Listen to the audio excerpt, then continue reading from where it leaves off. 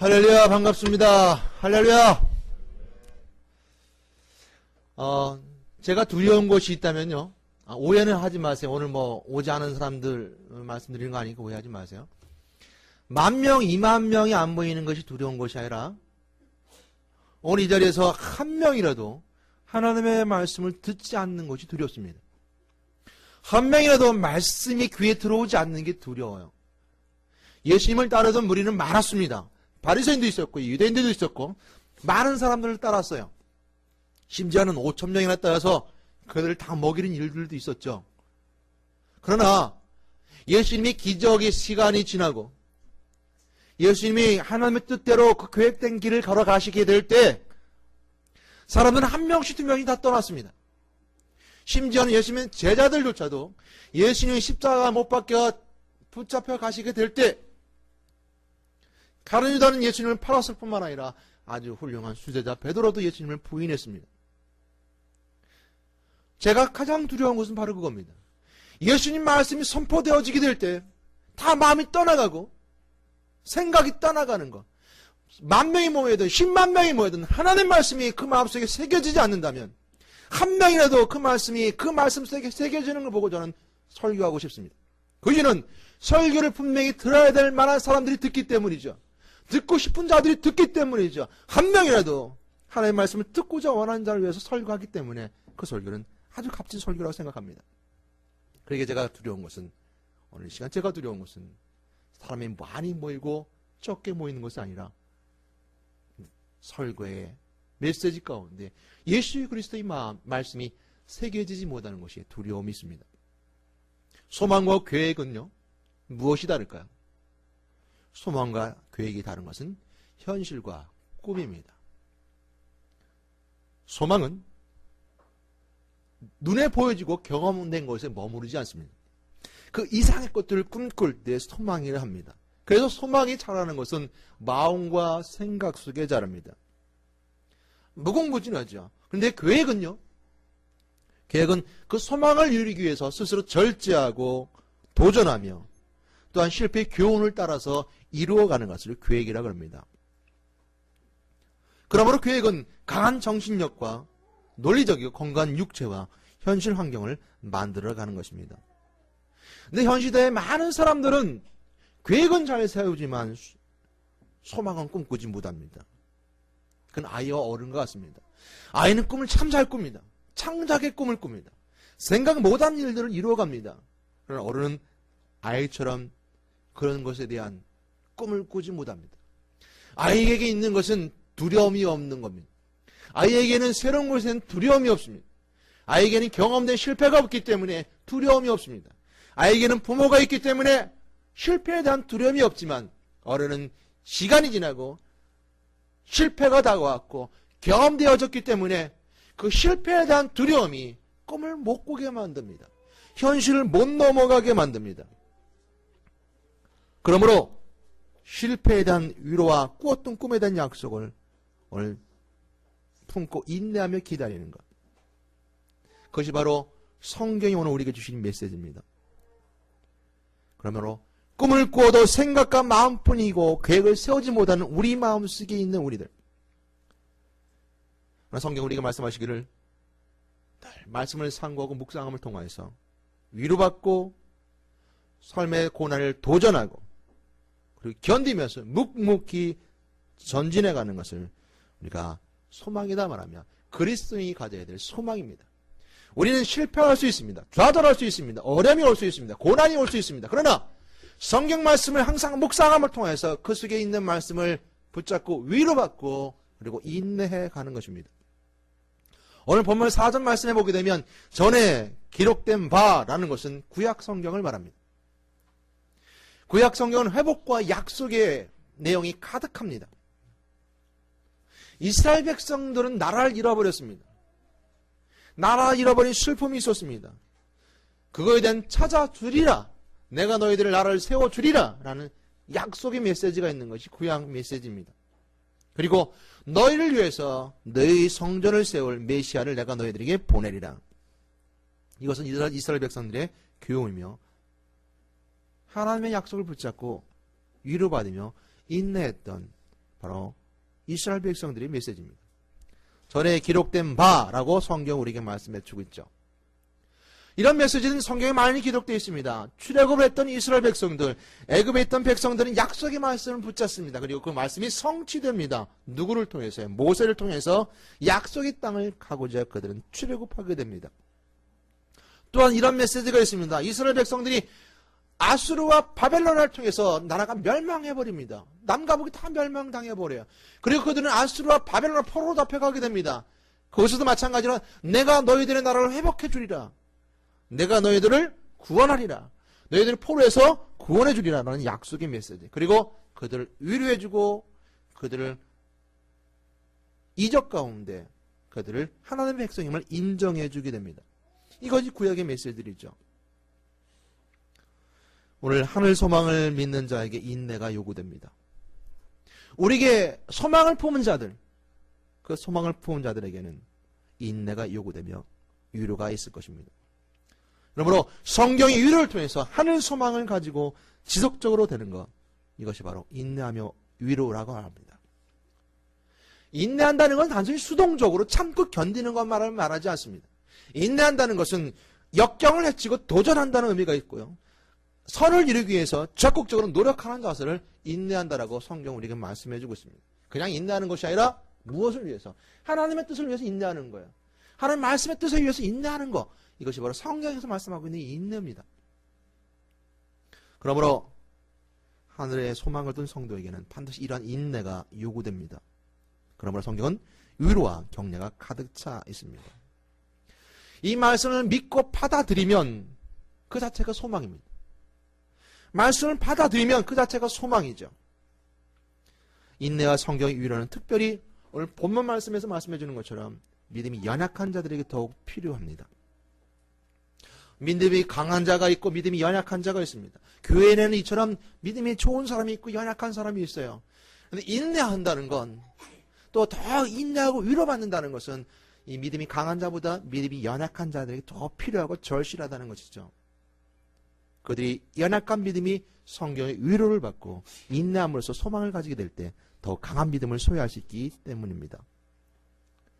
또한 강한 믿음이 있는 자들은 연약한 믿음이 있는 자들을 그처럼 강한 믿음이 있는 자들을 이끌어 줘야 하는 것이고, 이렇게 될 때 우리는 오늘 다음 구절 같은 오늘 5절 말씀 같이 아름다운 결과들을 열매들을 얻게 되는 것입니다. 오늘 5절 말씀에 보게 되면 이제 인내와 위로의 하나님이 라고 말씀하시는 통해서 우리가 받는 위로 또한 인내의 근원이 어디서 오느냐? 하나님으로부터 온다는 것을 분명히 밝히고 있습니다. 사람이 사람을 위로할 때, 또 사람 때문에 인내하고 참을 때는 언젠가는 폭발합니다. 내가 남편의, 내 아내의, 내 친구의, 내 형제의 것들 때문에, 또한 내 이웃의 것들 때문에 인내한다 그러다 어느 순간 꼭지가 틀어지면 폭발하게 됩니다. 그 폭발력은 강해서 무시무시할 우리가 생각하지 못할 일들로 그런 일들을 벌이기도 합니다. 또한 우리가 인내뿐만 아니라 위로도 마찬가지입니다. 사람이 사람을 위로해 주는 것 같지만 너나 잘하세요. 당신은 그렇게 살고 있습니까? 라고 서로가 서로에게 위로에 대한 그 근원을 찾지 못하고 잘못 생각합니다. 그러나 오늘 본문에서 말씀하는 것처럼 위로와 인내의 하나님라고 말씀하시는 통해서 성경에서 말씀을 주시는 성경을 막 묵상하고 상감을 통해서 얻는 위로는 하나님으로부터 오는 위로다.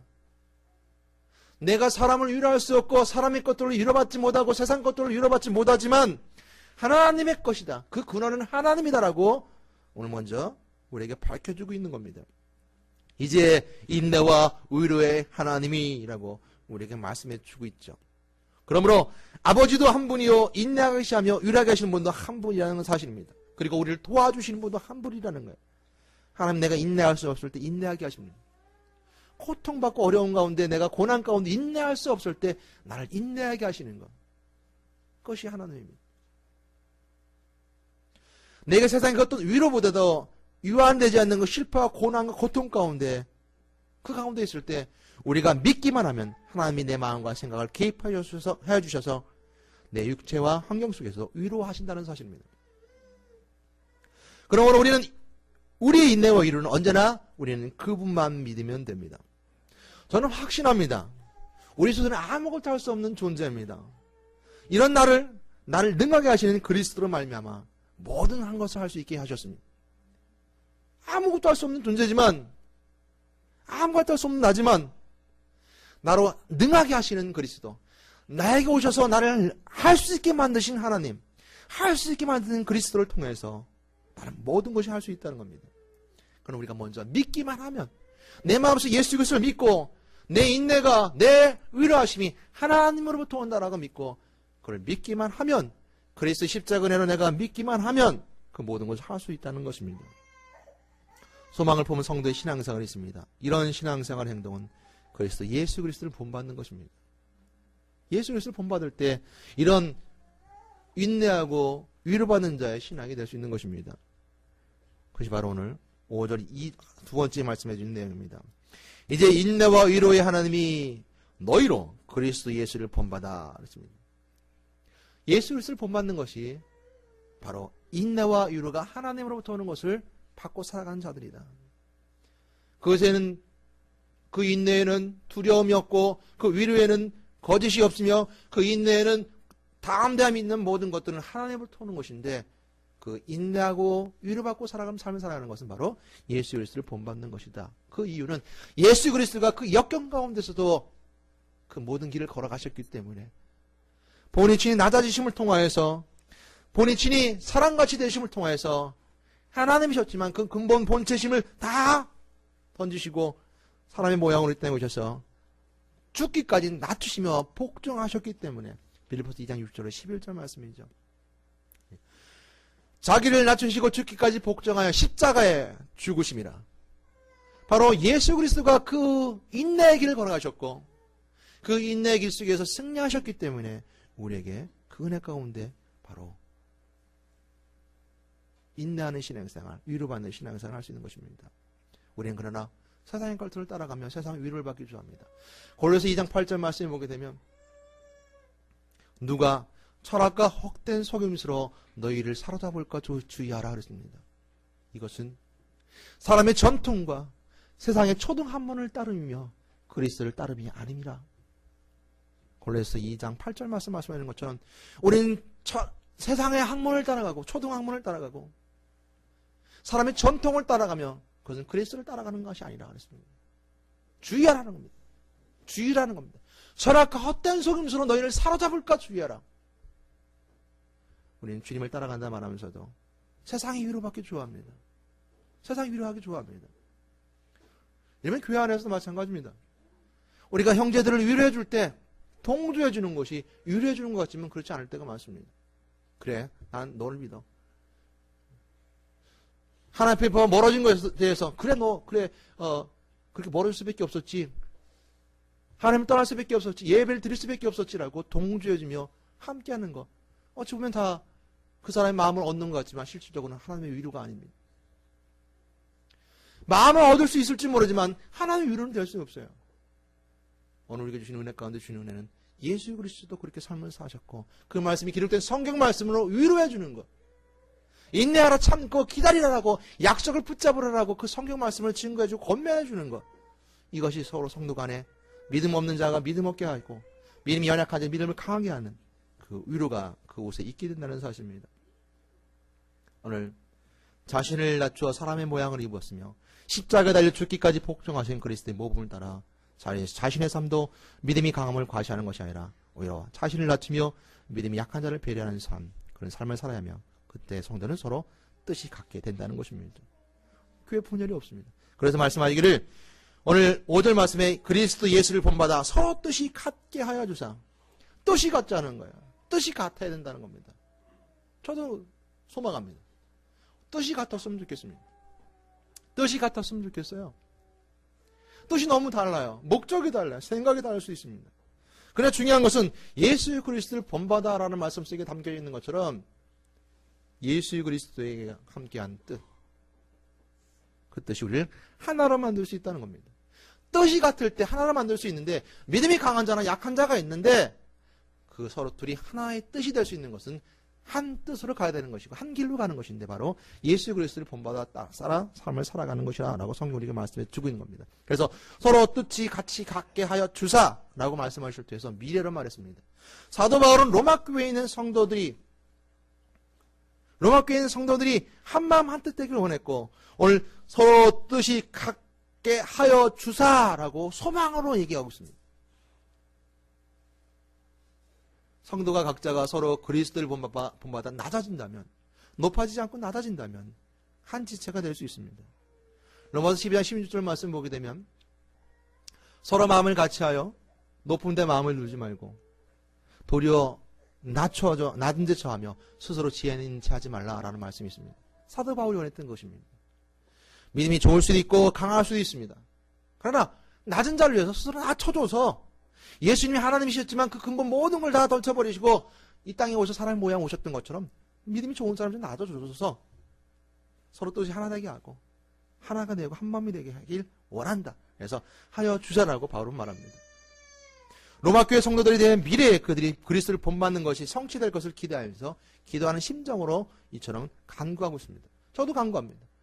오늘 우리가 다 한 뜻과 한 마음이 되기는 힘듭니다. 그러나 뜻을 갖게 하여 주사라고 소망하는 것처럼 저는 하나님께 기도합니다. 병간 그리스도가 한 뜻이 되기 원합니다. 한 마음 되기 원합니다. 한 생각을 가지기 원합니다. 오직 그걸 권면하며 소망합니다.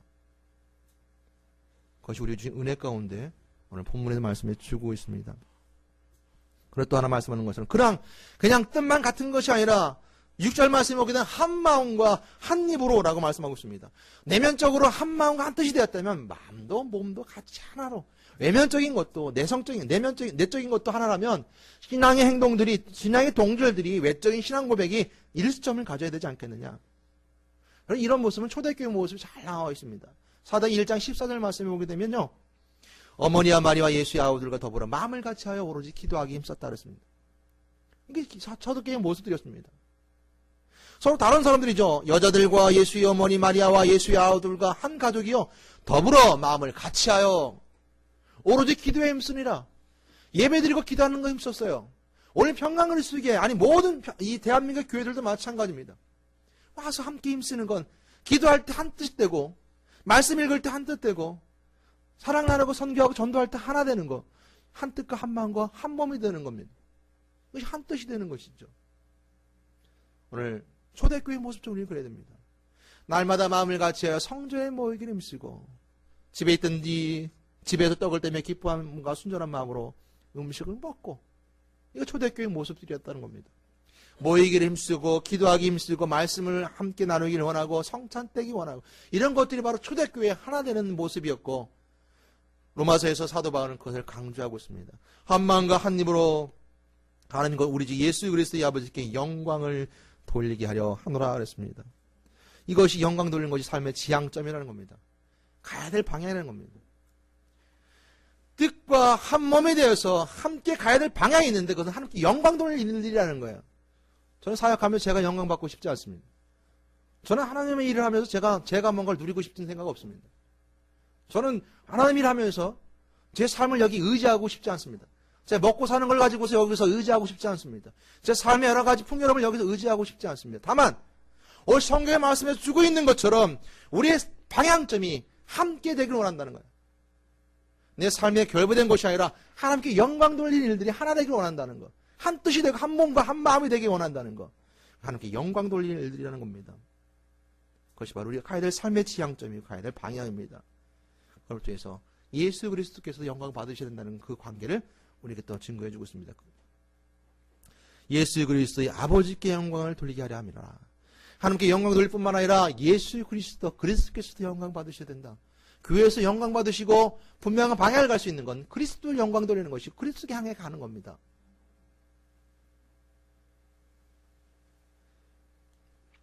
로마서 14장 15장 말씀은 한 말씀으로 연결되어 있습니다. 14장부터 15장 말씀 가운데 로마서 14장 우리 7절로 9절 말씀 가운데 우리가 너무 잘 아는 말씀이 있습니다. 우리가 살아도 주를 위해 살고 죽어도 주를 위해 죽나니 우리가 사나 죽으나 우리가 주의 것이로다. 이건 신앙의 고백이었습니다. 사나 죽으나 우리가 주의 것이로다 고백하는 것은 하나님께 영광 돌리겠다는 겁니다. 우리의 삶을 살아갈 때 바로 그거라는 것이죠. 이를 위해서 그리스도께서 죽었다가 다시 살아나셨으니 곧 죽은 자와 산 자의 주가 되게 하려 하심이라. 그것 때문에 우리가 살았다 죽으셨다, 예수님이 살았다 죽으셨다라고 말씀하셨습니다. 죽었다 살아셨다고 말씀하고 계시는 겁니다. 하나님께 영광을 돌린다는 건 모든 사람들이 추구해야 될 궁극적인 목적입니다. 믿음이 강한 자나 약한 자의 약점들을 대신하며 서로 한 마음과 한 몸으로 일치된 사랑의 모습을 보임으로써 궁극적으로 현실이 되고 실현되어져 가는 것입니다. 그래서 영광을 돌리게 하려 하노라라고 우리에게 말씀해 주고 있습니다. 그러므로 7절 말씀 그러므로라고 말씀 시작하고 있습니다. 그러므로 라는 말씀은 14장 1절부터 15장 오늘 본문 말씀까지 6절 말씀까지 모든 내용을 함축적으로 그러므로라고 함께 묶어서 그러므로라고 접속사입니다. 그러므로 14장 1절부터 15장 전체 6절 말씀까지 그러므로라고 말씀하시면서 그 문제의 내용이 어떤 내용인가라고 함축적으로 기결을 짓고 있습니다. 결론 짓고 있는 것이죠. 14장부터 논의된 내용들은 로마 교회 안에 있던 성도들의 모습이었습니다. 믿음이 강한 자와 약한 자가 있는데 서로 조화를 이루지 못하는 로마 교회의 모습을 보고 있었던 오늘 사도 바울이 14장부터 15장 말씀까지 말씀해 주고 있는 겁니다. 그래서 14장 15장 말씀 가운데 보게 되면 음식을 먹는 문제로 믿음이 좋은 자와 약한 자가 있는데 음식 먹는 거 가지고 구원과 관계가 없다. 그러나 라고 말씀하시면 통해서 약한 자를 위해서, 강한 자를 위해서, 또 안 믿는 자를 위해서 너희들이 주의해야 되지 않겠느냐라는 메시지처럼 그 내용들이 쭉 들어가 있습니다.